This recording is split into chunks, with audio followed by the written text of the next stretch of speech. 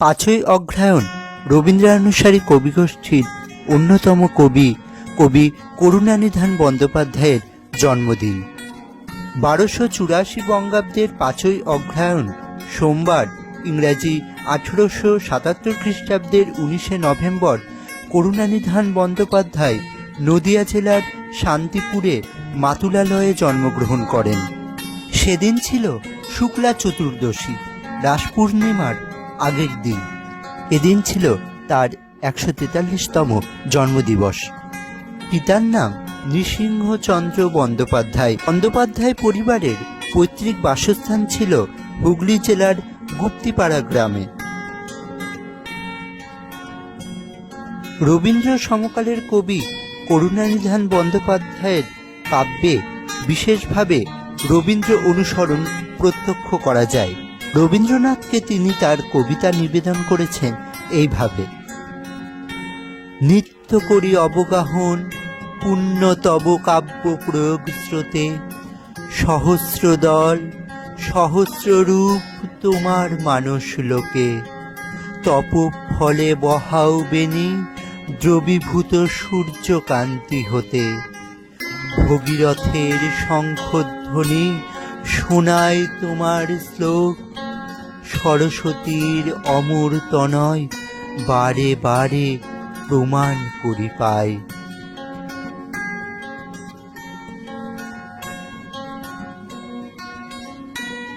শান্তিপুরে কবির বাড়ি নেতাজি সুভাষ রোড ও কবি করুণানিধান স্ট্রিটের সংযোগস্থলে।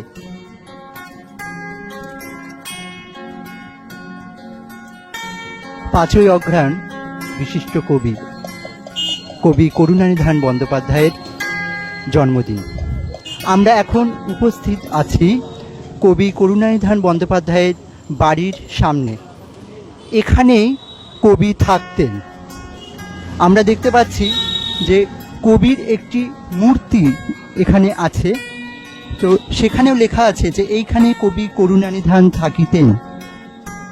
আমরা এখন কবির বাড়ির মধ্যে যাব, যেখানে কবির উত্তরসূরি থাকেন। কবির নাতি শ্রী তরুণ বন্দ্যোপাধ্যায় এখন এই বাড়িতে থাকেন। চলুন আমরা বাড়ির ভেতরে যাই।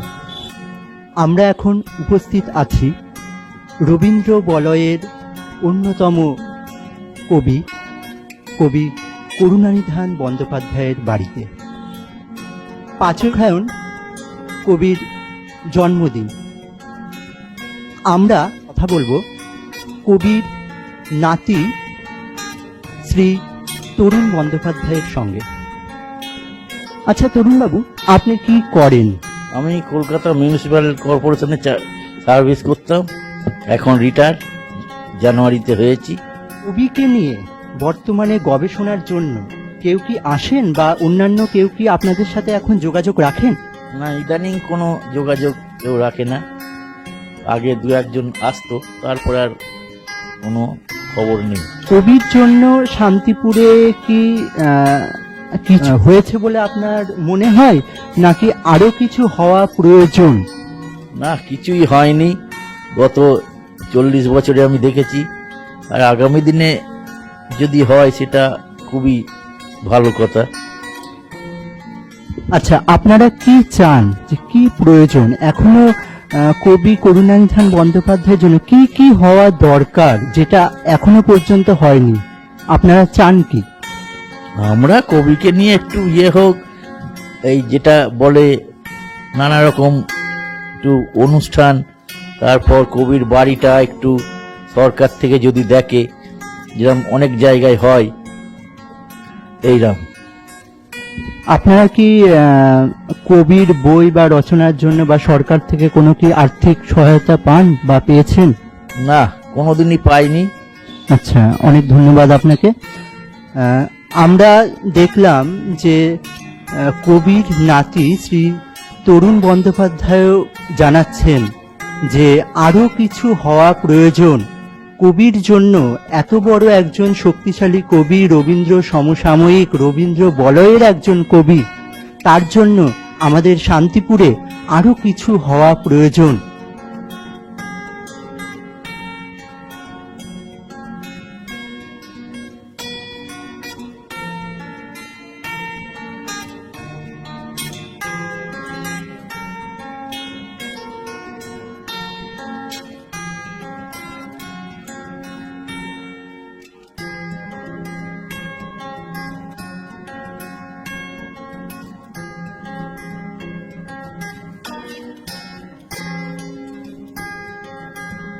আজকের দিনে 19শে নভেম্বর 1877 খ্রিস্টাব্দে করুণানিধানের জন্ম হয় এবং 5ই ফেব্রুয়ারি 1977 খ্রিস্টাব্দে করুণানিধান মারা যান। তার উল্লেখযোগ্য কয়েকটি কাব্যগ্রন্থের নাম রংমহল, প্রসাদী, ঝরাফুল, শান্তিজল, ধান দুর্বা, শতনরী। এবং একটি উল্লেখযোগ্য ঘটনা, যখন তিনি হাওড়া জেলা স্কুলে চাকরি করতেন, সে সময় বৈদ্যনাথ ভট্টাচার্য নামে এক ছাত্র ছিলেন তার, যিনি পরবর্তীকালে বাণী কুমার নামে মহিষাসুরমর্দিনী যে স্তোত্র রচনা করেন এবং সেই স্তোত্র এবং সঙ্গীত আঞ্জলির মধ্যে দিয়ে প্রতিদিন মহালয়ার পূর্ণ ভোরে আমরা রেডিওতে এখনো শুনি, যার স্তোত্র পাঠে বীরেন্দ্র কৃষ্ণ ভদ্র, সেটা বাণী কুমারের রচনা। কি অসাধারণ রচনা আজও আমরা উপলব্ধি করি। তো কবি করুণানিধান বন্দ্যোপাধ্যায় সম্পর্কে আমার প্রথম আগ্রহ প্রকাশ পায় যখন আমি 7ম শ্রেণীর ছাত্র, প্রথম তার নামটা শুনি। তারপরে আস্তে আস্তে বয়স বাড়ার সঙ্গে সঙ্গে লেখালেখির মধ্যে ঢুকে যাওয়া এবং তার সম্পর্কে আরো আগ্রহ বৃদ্ধি পায় এবং পরবর্তীকালে আমি সেই আগ্রহ আরো বৃদ্ধি পাওয়ার জন্য আমি তার বাড়িতে গেছি শান্তিপুরে। তরুণ বন্দ্যোপাধ্যায় এখন যিনি বর্তমান আছেন তার নাতি তরুণদার সঙ্গে কথা বলেছি এবং সেখান থেকে চেষ্টা করেছি যদি অপ্রকাশিত কিছু পাওয়া যায় খোঁজার জন্য। তো গীতাশ্রী নামে একটা কাব্যগ্রন্থ, আমি অসমাপ্ত কাব্যগ্রন্থ, সেটা পেয়েছি, আমি এখনো পাবলিশ করিনি। তাছাড়াও তার বেশ কিছু অপ্রকাশিত কবিতা, যেগুলো সম্পূর্ণ শারদীয় পত্রিকাতে আমি প্রকাশ করেছি বা শুভম সাময়িকী পত্রিকাতে আমি তার রচনা প্রকাশ করেছি। আর তার সম্পর্কে বেশ কিছু কাজ আমি করেছি, যেগুলো গবেষণামূলক কাজ, এখনো চেষ্টা করছি করবার জন্য। আমরা চাই কবির জন্য শান্তিপুরে আরো কিছু হোক। আমরাও আমাদের এই কথা প্রশাসন স্তরে যারা আছেন তাদের কানে পৌঁছে দিচ্ছি। ক্যামেরায় সন্তু পালের সঙ্গে অভিজিৎ দাস, গামধার টিভি বাংলা।